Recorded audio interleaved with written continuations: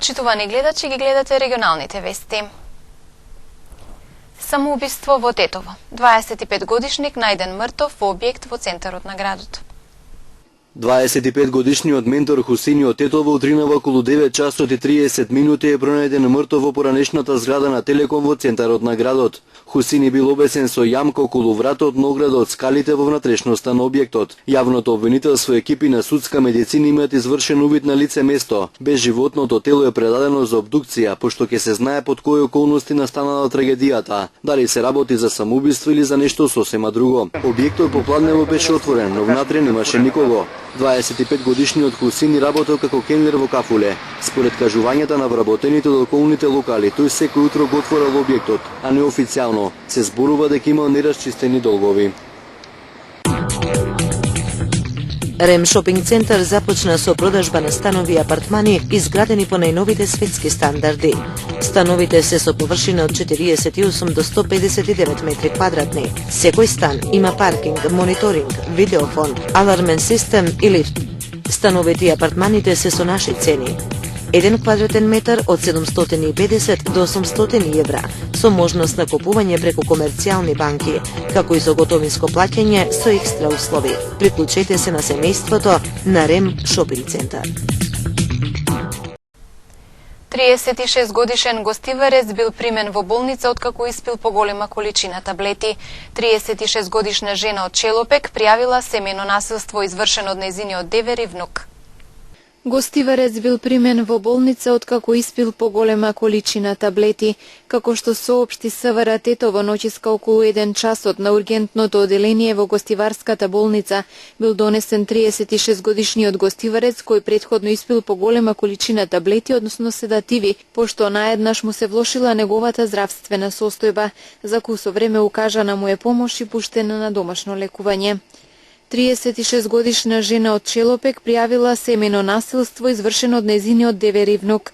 Како што соопшти СВР Тетово, жената вчера пријавила семејно насилство што го извршиле нејзиниот 49-годишен девер и 25-годишен внук, со кој живеела во иста куќа, но на погорен кат. Според нејзиното кажување, претходниот ден околу 22 часот, двајцата пријавени насилно ја отвориле собата во која се наоѓала и почнале да ја удираат со тупаници и други предмети по главата и телото, нанесувајќи и повеќе видливи повреди, а потоа со возило ја однеле кај нејзините родители, пошто таа го пријавила случајот и побарала кривичен прогон.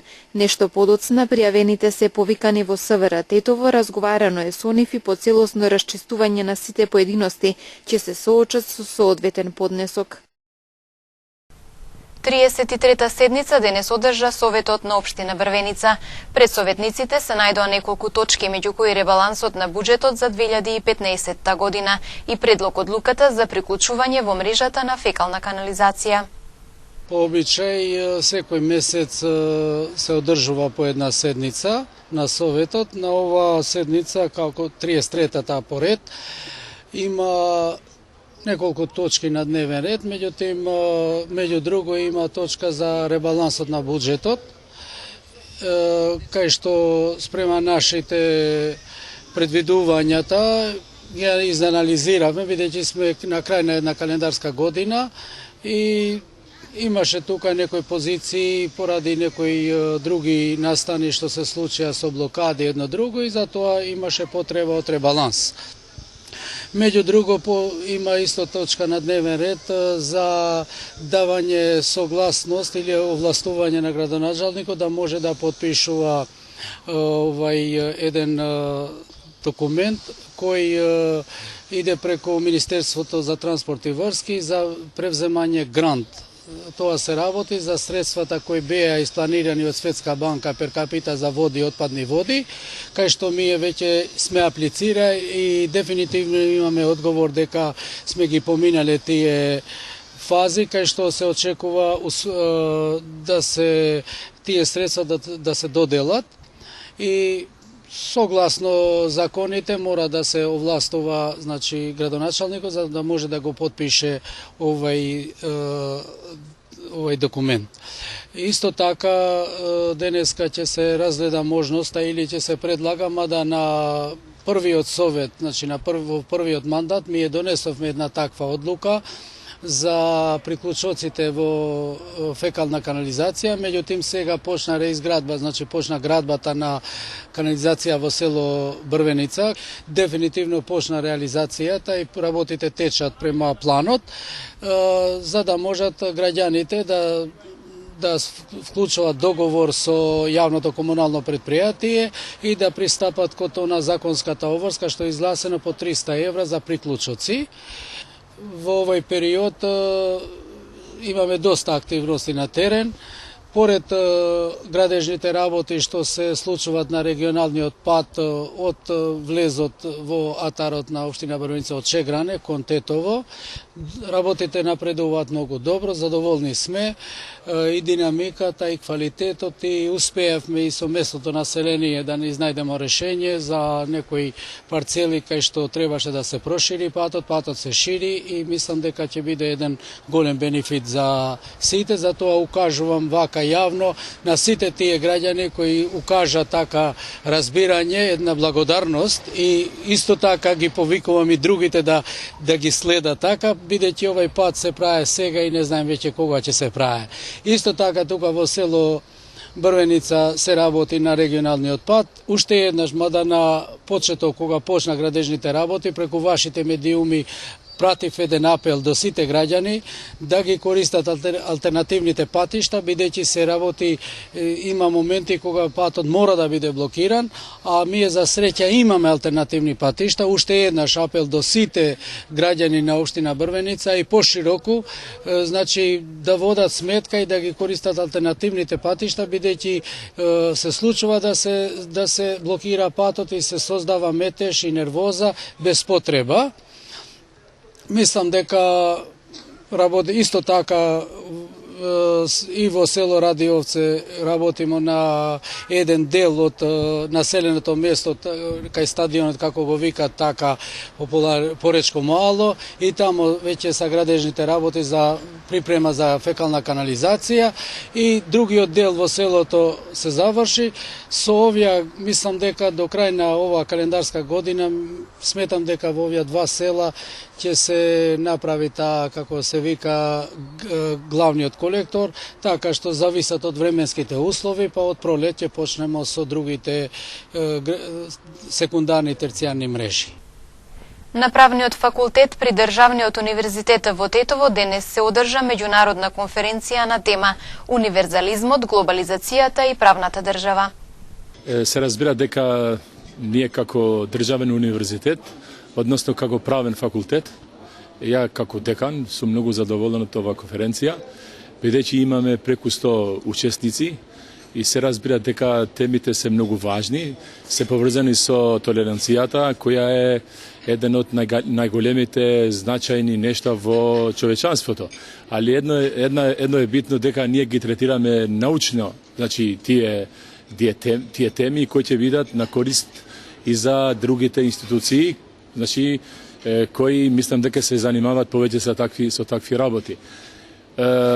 Ние задоволство бидејќи имаме од секаде, значи учесници, имаме од Германија, имаме од Швајцарија, имаме од Албанија, имаме од Косово, имаме од Македонија и ова кажува дека во универзитетот веќе ние ги отваравме вратите во научна смисла на сите кои мислат дека ќе дават голем придонес за сите настани кои се случуваат во земјата и надвор.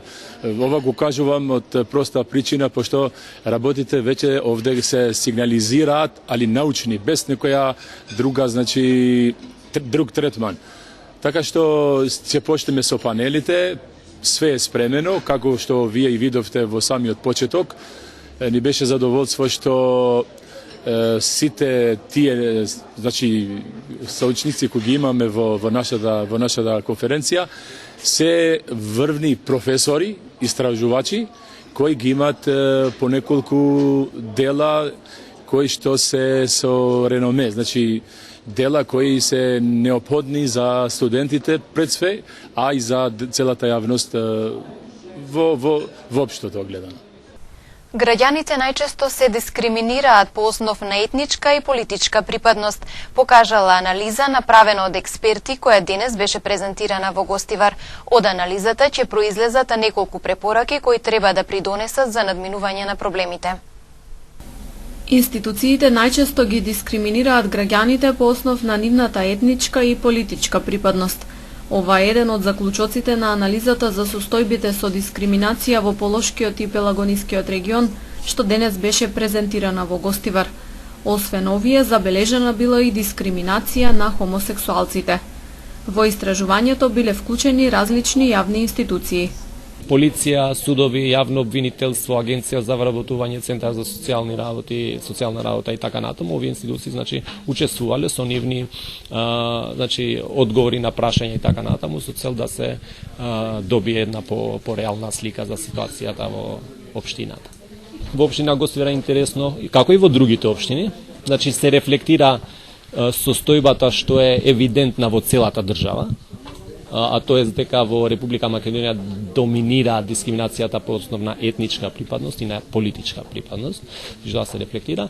Исто така значајно е за општина Гостивар тоа дека постои голема нетолеранција спрема лицата на категоријата LGBT, што исто така е рефлексија на ситуацијата во целата држава. Најголем број од граѓаните не знаат кој може да им помогне и каде треба да се обратат во случај на дискриминација, потенцира Кадриу.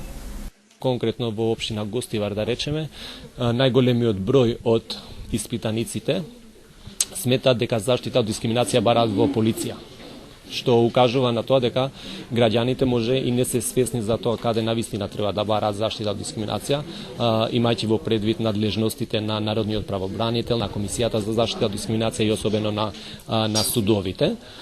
Од анализата ќе произлезат неколку препораки кои треба да придонесат за надминување на проблемите. Препораките се однесуваат и на односот на вработените во администрацијата и на информираноста на граѓаните. Препораки, како што кажав, треба да се продолжи со обука на администрацијата во правец на подигнување на свеста на третирање, да речеме, на граѓаните. Подигање на свеста кај граѓаните по однос на самиот концепт на недискриминација и законските и институционални механизми за заштита. Ова особено се гледа во фактот што граѓаните тешко ја препознаваат дискриминацијата, што исто така е проблем на државно ниво, исто се гледа и во нискиот број на пријавени случаеви. Проектот анализа на политиките и дистрибуција на локални ресурси меѓу етничките заедници во Полошкиот и Пелагонискиот регион го спроведуваат невладините АДИ од Гостивар и МКЦ од Битола. Главниот град на Македонија, Скопје, денес одбележува 71 година од ослободувањето. Телевизија КИС го пренесува сведоштвото на доктор Душко Трпчевски од Тетово, чие семејство во тоа време живеело во центарот на градот, а имал 11 години. Меѓу сведоците на историскиот настан за ослободување на градот Скопје поигра на судбината и тетовецот Душко Трпчевски, кој со семејството во 1944 година живеел во центарот на градот. Имал 11 години кога се случиле борбите за ослободување, кога камениот мост бил миниран и постоело опасност од експлозија, да биде уништено се што се наоѓа во диаметар од 1 километар, а меѓу другото и неговиот дом. Чувството на напнатост измешано со безгрижноста на едно дете се уште му се свежи во спомените. Време на окупација на Македонија 1943 година моите родители со сестрата и јас се преселуваме од Тетово во Скопје. Бевме сместени во еден стан до црквата Свети Димитрија. Набрзо потоа почнаја бомбардирањата на Скопје од страна на сојузничката авиација. За тоа време се криевме во скривниците под калето на Скопје. Овие бомбардирања стануваа све почести и потолку време траеја временски. Наредната година, 1944 година, на 2 месеци пред ослободување на Скопје, германската војска се повлекуваше од Грчка преку Гевгелија, Велес, Скопје, кон Калето, односно кон Качаник и кон Косово. Сето тоа ствараше една вознемиреност каде луѓето, но воедно и радост од се наближува крајот на војната и ослободување на Македонија од фашистичката окупација. 2 дена пред да почнат борбите за ослободување на Скопје, се осеќаше една зголемена напнатост кај населението околу мостот Камени, поради тоа што истиот беше миниран од страна на германците, на секој столб имаше поставено по неколку авионски бомби. Тоа можеше да донесе при неговата експлозија катастрофа не само на мостот, него и најмалку 1 километар во диаметар околу мостот. На денот на ослободувањето беше прав зимски амбиент. Времето беше студено, магловито, снежно, наварна околу 10 сантиметри на снег. Борбите почнаја рано наутро околу 6,5 саатот со надоваѓање на партизанските војски на Македонија од страна на Китка планина, водно и од кај Матка. Најголеми борби се водеа околу учителската школа, која што се наоѓаше во близина на влезот на градскиот парк во Скопје. Се слушаа истрели од пушки, шмајзери, митралези, па и повремено и од минофрлачи. Борбите траеја непрекинато некаде до 15-16 часот. Ние неколку деца од малото, на возраст од 10 до 12 години, израдувани од првиот снег, искочивме во двориштето и правевме снежко, а воедно и се задевавме со топки од снег. Повремено гледавме по улица 81 како го напуштаат Скопје германците и се упатуваат кон Калет, односно кон Качанечкиот пат. Стравувавме да не германците нешто направат, некој потек и да не стрелаат кон нас. Меѓутоа, тоа не се случи. Како што спомнав, борбите прекратија околу 15 до 16 часот. Потоа настапи штама. Вечерта, негде околу 19 часот, одеднаш се слушнаа 2 истрели од шмајзер. Не знаевме што се случува, оти никој од куќите не се помрднуваше. Ноќта ја исчекувавме во страв да не дојде до експлозија на камениот мост, бидејќи нашата куќа се наоѓаше во близина на истиот. Меѓутоа, тоа не се случи. Најболниот момент од неговите спомени за ослободувањето на Скопје за едно 11-годишно дете е личното сведоштво на 13 убиени цивили, чии тела утрото по ослободувањето лежеле на плочникот на камениот мост. Поради ова доктор Душко бара да се врати надписот кој се наоѓал на десната страна од мостот, а е отстранет со градежните работи последниве години. Утрото на 14 ноември гледаме како партизанските војски на Македонија навлегуваат кон левата страна на Вардар. Со татко ми поитавме кон мостот да видиме какво е расположението каде луѓето.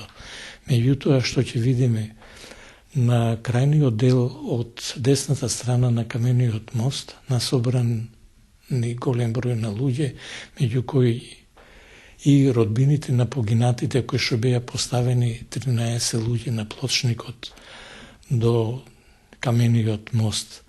Тагува, плачеа, ги колнеа, непријателите што го извршија ова злодело на невините луѓе на Скопје. Не кажуваат дека тоа не биле германци, облечени во германска униформа, него луѓе во поинаква униформа и не зборувале. Најверојатно се работело за луѓе соработници на германците, окупаторот, кои што помага на отстапнината на истите од Скопје.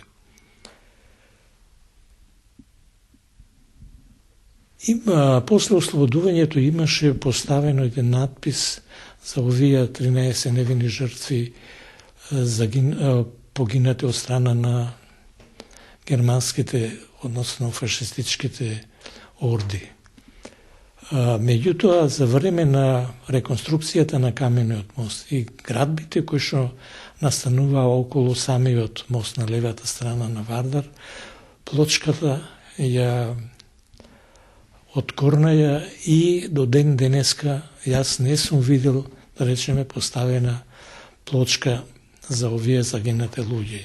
Целта ми е да се упати апел до надлежните институции да ги пронајдат имењата во архивите, да направат некои обележја. Јас мислам дека би требало да направат и паметник за истите, да се сеќаваат луѓето за невините 13 жртви при ослободувањето на Скопје. По ослободувањето на Скопје Душко продолжил да живее во градот, се оженил со скопјанка, за да во 1962 година се врати со целото свое семејство на корените во Тетово. По враќањето 5 години работел во амбулантата во тогашниот текстилен комбинат Тетекс, пошто почнал и со специјализација за доктор-интернист. Продолжил со работа во Тетовската болница, од каде и се пензионирал. Денес доктор Трпчевски мирно ги живее пензионерските денови, подготвен на секој млад колега во неговата докторска професија да му подели некој совет за успешна кариера. Писателот Јован Дамјановски вчера во книжарницата Матица Ексклузив во Скопје го промовираше своето најново книжевно дело. Психолошката драма Здивот на тишината е 13-ти роман на Дамјановски. Најновото книжевно дело на истакнатиот современ македонски писател Јован Дамјановски, кој живее и создава во Тетово, доживеа своја промоција вчера во книжарницата Матица Ексклузив во Скопје. Психолошката драма Здивот на тишината е 13-ти роман на Дамјановски. Во прозата на Дамјановски централно место заземаат екзистенцијалните проблеми и страдање на обичните луѓе од нашето поднебје. Авторот е главно преокупиран со болниот преод од комунистичкиот во плуралниот систем, односно со новото време, кое предизвика социјално раслојување на народот, рече книжевниот критичар и аналитичар Раде Силјан. Неговите херои живеат со секојдневните турбулентни настани и трауми, но нив ги одржува надежта и вербата дека утрешниот ден ќе донесе подобар и подостоинствен живот. Писателот е доследен истражувач и запишувач на вистината и правдата и на нераскинливата верба во традиционалните вредности. И новото дело на Дамјановски е возбудлив запис за две семејства. Психолошка драма во која се анализираат противречностите што се случуваат во нашата стварност. Романот представува заокружување на трилогијата од приказни за човечките тегоби и внатрешните емотивни судири, за неспокојствата, немирите и носталгијата на нашиот современ човек. Писателот прави паралела меѓу локалното и универзалното како општа тенденција во глобалното размислување. И во ова дело Дамјановски ги се огледува од повеќе аспекти животни истории на своите јунаци. Низ имагинацијата за дамнешните и сегашните времиња, него го обседнуваат дилемите што произлегуваат од катодневието на обичните луѓе. Во романот Здивот на тишината доминира три главни личности кои се представници на три генерации. Стариот и тешко болен Оливер, неговиот син Слободен и внукот Оливер. Во Здивот на тишината македонската душа се соочува и со некои подзаборавени мигови во стварноста и во сонот. Во неговата тишина, со вечната потрага по сеќавањата што некогаш блеснуваат како бледа светлина на нов оган, се нарушува и здивот на тишината. Немирот секогаш има различни извори, тука авторот се обидува да го меморира животот, каде што спомените се архивираат за староста која тоне во сопствената тишина. Колку е подалечна мислата, толку повеќе староста пулсира во новите мисли, вели Јован во настраниците од ова дела. Дали е тоа здивот на тишината, дали таа може да биде за солниште? Разговорот сам со себе во натрешноста на својата сенка е најубав влез во секоја тишина која може да биде кратко за солниште од стравот пред прагот на иднината. Во оваа психолошка драма, која е заедничка одлика на трилогијата романи на писателот Јован Дамјановски, Карактеристично е тоа што авторот внимателно го слуша и го следи внатрешниот глас и верува во собствените можности да се издвои од темнината на колективното несвесно и се обидува да пронајде универзалност не само на мислењето, туку и во перцепцијата на стварноста и сонот, чувствата и односите меѓу луѓето. Во неговите дела писателот се бара не само себе си, туку и обичниот македонски човек. Тој пишува за теми од современиот живот, со што ја споделува одговорноста пред ова наше драматично, бурно и непредвидливо време. Време на промени во кој психолошкиот профил на човекот е постојано на тестирање. И во оваа книга, како и во моите претходни книги, Сенките на сонот, Време за времето, Вештачки сон, Мирисот на лагата и оваа нова книга од петологијата за психолошки драми што ги пишувам, во последно време се барам не само себе си, по Сократовата максима да се пронајдеме прво себе си, туку го барам обичниот човек низ нашиот македонски живот. Ова време во кое живееме е транзицијско, брзо, драматично, одмидливо и неодмидливо, но секогаш незавршено време. Се обидувам со книжевна потрага да пронајдам аргументи за тоа што би било еден конечен одговор за тоа дали сме тоа што сакавме да бидеме и дали ќе кориме кон патот како треба да бидеме и што е нашата иднина. Сметам дека овие 5 романи, кои што представуваат психолошки драми, но напишани во романексен стил, представуваат една општа потрага по човечкиот живот во Република Македонија, по најобичните луѓе кои што незабележливо минуваат низ времето и верувам дека мојот придонес во обележувањето, во анализата на сегашниот живот кој што го живееме, мислам дека може да послужи како пример и за други автори кои што би требало да се занимаваат со обичниот човек, со обичниот живот, зашто тој е двигател на општиот живот и општата култура кај нас. Јован Дамјановски е писател со богата животна и творечка биографија, универзитетски професор, доктор на науки, автор на богат романенсен и драмски опус. Дебатираше во македонската литература во 1990 година и од тогаш има објавено 20 дела, 13 романи, 6 драми и една книга со раскази.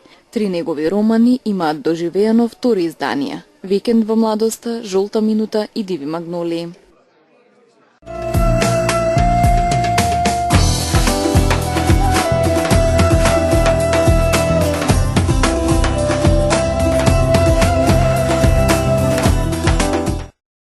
Судиката Љубинка Башевска на денешното рочиште за случајот Пуч изјави дека на наредното рочиште ќе мора да издаде наредба за стражарно приведување на лидерот на опозицијата Зоран Заев, кој е еден од осомничените. Рочиштето беше одложено бидејќи Заев повторно не се појави пред судот. Неговата одбрана соопшти дека нема потреба од стражарско приведување бидејќи Заев ќе се појави пред судот кога надлежноста за предметот Пуч ќе ја преземе специјалното јавно обвинителство. Следното рочиште за Пуч е закажано за 2 декември. Освен Заев, кој е четврто обвинет во случајот, двајца од обвинетите Бранко Палифров и Сонја Верушевска неодамна беа пуштени да се бранат од слобода, а прво обвинетиот Зоран Верушевски и 5 обвинети од Ѓорѓи Лазаревски се наоѓаат во притвор. Новиот министер за внатрешни работи Оливер Спасовски, избран од редовите на Социјалдемократскиот сојуз на Македонија, синоќа со телеграма ги известил сите раководни лица дека престануваа да важат сите пренесени овластувања од министрите кои раководеле со МВР до денот на изборот на новите членови на владата, односно до неговиот избор. Како министер за внатрешни работи избран со одлука за избор на членови на владата на Република Македонија, врз основа на законските овластувања информирам дека сите пренесени овластувања од министрите за внатрешни работи кои раководеле со МВР до денот на донесување на наведената одлука за избор на членови на владата на РМ престануваат да важат. Со содржината на телеграмата да бидат запознаени сите работници во МВР, стои во телеграмата подпишано од министерот за внатрешни работи Оливер Спасовски, објавена во медиумите. На функцијата Спасовски беше избран завчера по гласањето на законите што произлегува од договорот во Пржино за надминување на политичката криза.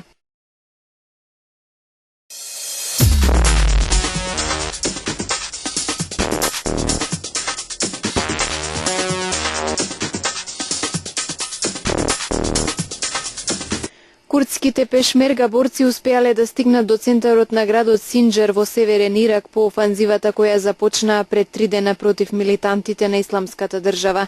Поддржани од американските воздушни напади, курдските сили најшле на мал отпор од милитантите, бидејќи тие се повлекле од градот. Вчера курдските сили ја преземаа контролата и врз стратешкиот автопат за милитантите во околината на градот.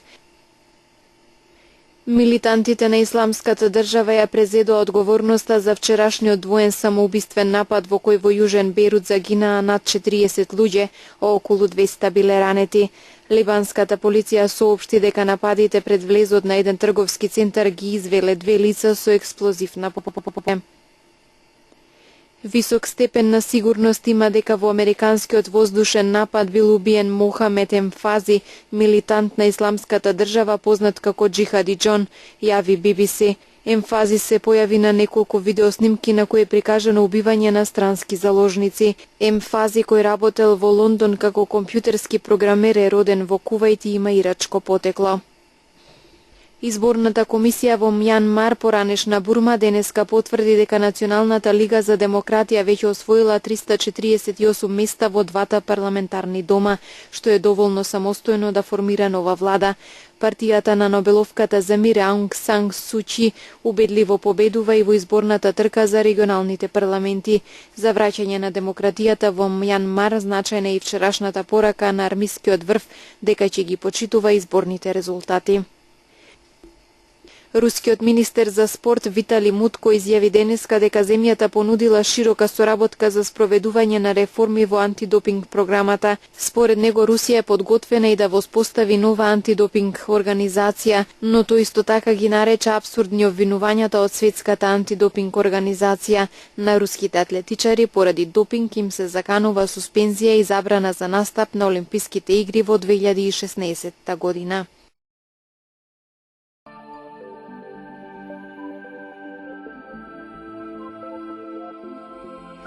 Денес имавме сончево и релативно топло време. Утринската температура се движеше од 0 до 5 степени, а дневната од 19 до 25 степени.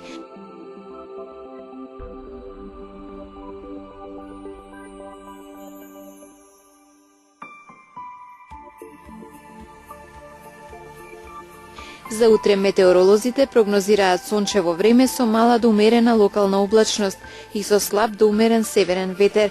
Утринската температура ќе се движи од 0 до 9 степени, а дневната од 13 до 19 степени.